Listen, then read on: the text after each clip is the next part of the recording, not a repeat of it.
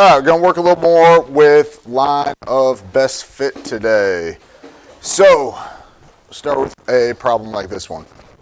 Sometimes, instead of the actual scatter plot, I'll give you a table.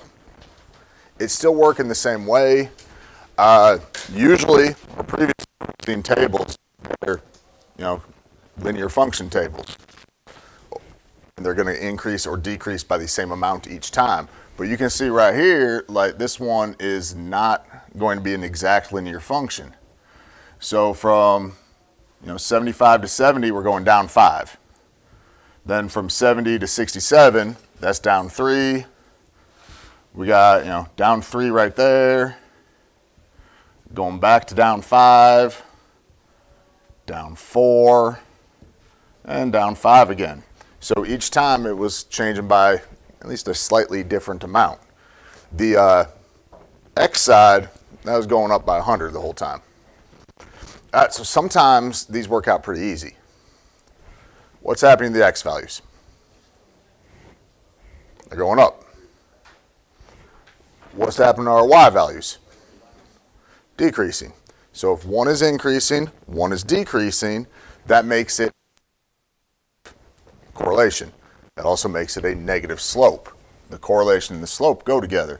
So we need one of the two with answer choice that have negative slopes.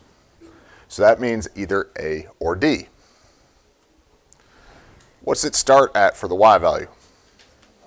Positive 75, right? So since it starts at positive 75, that's the one with the plus 75. That means A has to be the answer. I didn't have to do anything at all, mathematically speaking, in terms of like numbers or entering things in. You could have entered that into the table and would have got at least about that same thing. So sometimes they're that easy. Not often, but sometimes. So go ahead and give me the function from this table. I didn't give you answer choices here, but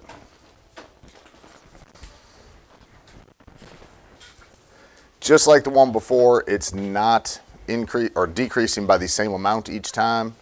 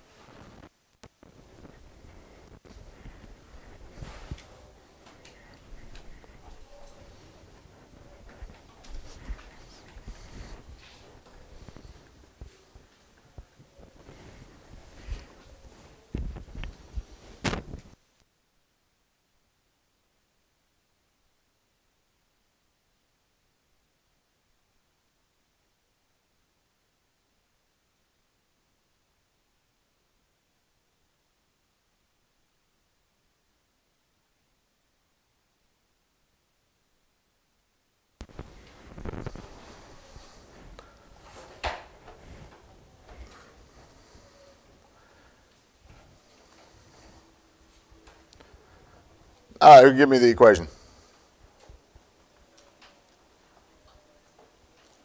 Ed? No?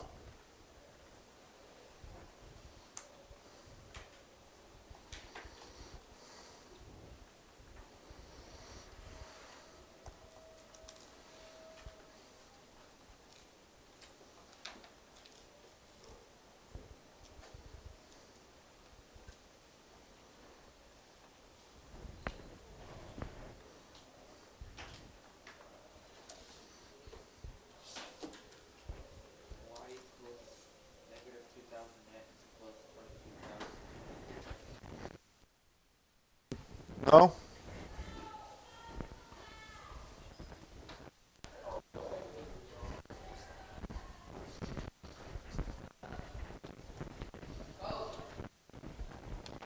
Oh, my bad. So we got y equals negative 2,000x plus 22,200. Any questions? So the table, the value of the car is decreasing. Table between 2,500 and 1,500. So average that, it's going to go down by negative 2,000 each time, or about negative 2,000. Point go up a little bit from there. So that's how we get the 22,200 as the y-intercept. Y'all, the easiest thing, put it into Desmos. Get your table, do your y1 with your little squiggle line. I was supposed to squiggle a little more. And you got your mx1 plus b. When you do that, you got to pay attention to the signs. In this case, it gives you m as a negative 2,000. So you need to make sure you got that negative 2,000 on it. Any questions on that? All right, go ahead and try to get the equation for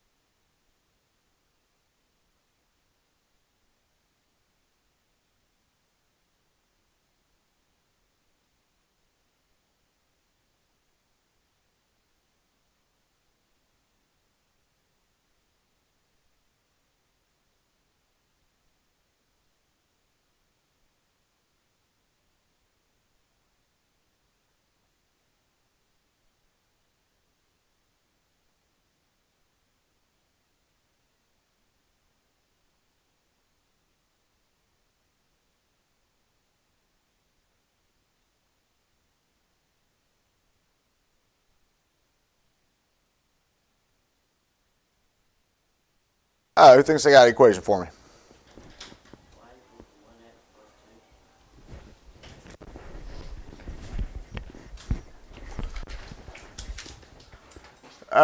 He said y equals 1x plus 2.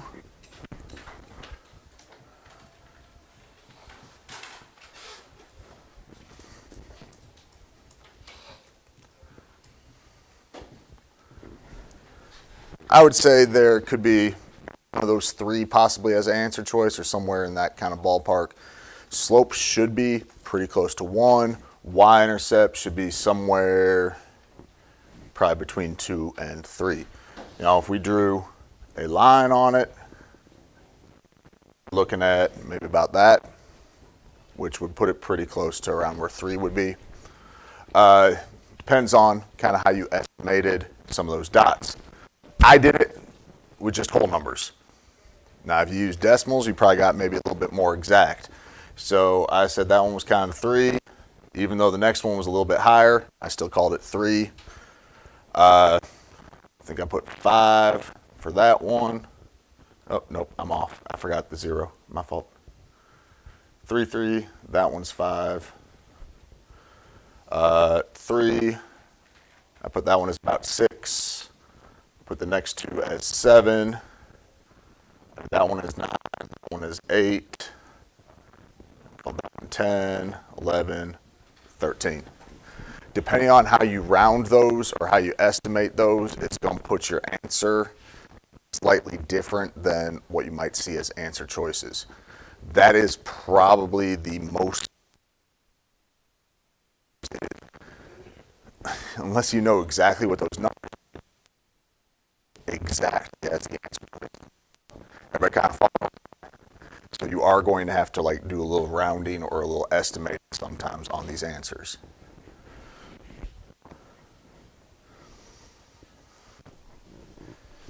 All right, so we've got a scatter plot here.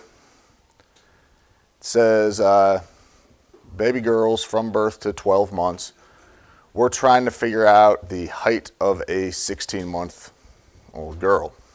Well, 16 months isn't even on our scatter plot here. So we got to do this probably using Desmos. You can't just kind of estimate. If I were to draw a line that tries to fit that, I don't know, 16 is going to be somewhere over here, but that's going to be hard to tell exactly where it should be because, like I said, it's off the graph. It kind of gives it, we at least eliminate 17, hopefully, So we're going to put these in, okay? So on Desmos, y'all get your tables. We'll all put in the same thing, okay? I'm going to call that first one, we'll go 0, and I'll call it 17. All right? Just like the one before this, just going to use whole numbers. This things maybe off a little bit.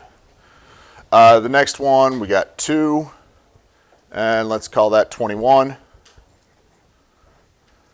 We got 4, and we'll call that 24.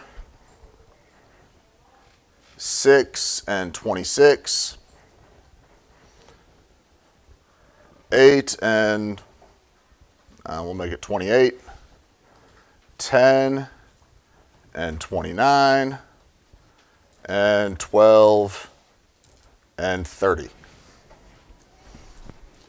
All right, everybody good with that?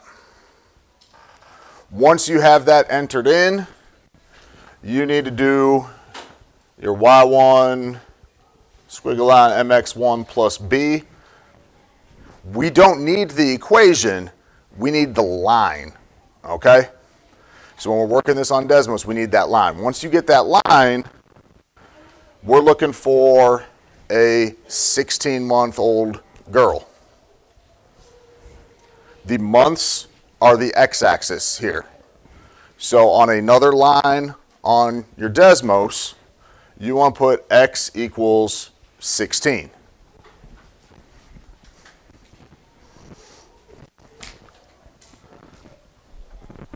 Once you have x equals 16, you want to find where they're.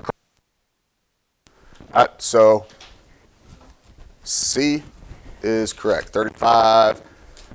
I think you get 35 point something, right? Yeah, so again, we're not going to get maybe exact. Usually the answer choices are going to be spaced out enough that you should be able to tell which one it is, though, as long as your approximations are pretty close. Everybody kind of follow how that works. You got to get the lines or the points plotted first, then you got to get the line, and then it depends on what you're looking for. If you're looking for when it's an x value, you put x equals. If we need to figure out how old a 40-inch tall baby is, then you need to do y equals. That make sense? Seems weird saying a baby's tall, though.